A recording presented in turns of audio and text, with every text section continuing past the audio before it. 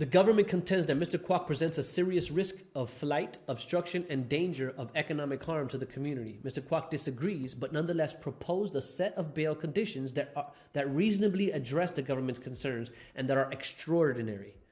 Various combinations of substantial similar conditions have been found sufficient to ameliorate the risks of flight, obstruction, and danger presented by the wealthy defendants facing serious criminal fraud charges. For example, courts in this circuit released Bernard Madoff and Sam Bankman-Fried subject to conditions less restrictive than those proposed by Mr. Kwok, even after Mr. Madoff and Mr. Bankman-Fried violated their initial conditions of release. Neither Mr. Madoff nor Bankman-Fried would have been in the uninevitable position of being a wanted fugitive in both the United States and China, were they to abscond, and yet the government was able to agree to the reasonable conditions of release.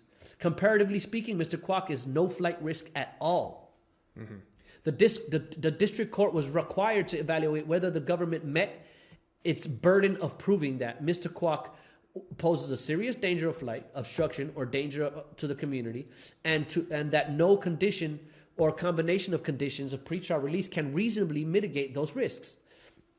In making this evaluation, the district court was required to ensure the reliability of the evidence by selectively insisting upon the production of the underlying evidence and evidentiary sources where this accuracy is in question.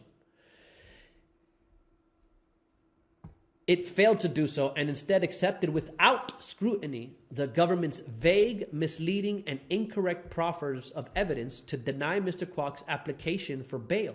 Ensuring the reliability of the evidence proffered by the government was particularly important here, where the defendant is the victim of a well-documented disinformation campaign aimed at discrediting him and subjecting him to criminal prosecution. This court must reverse. So these are the four major points our lawyers want to emphasize.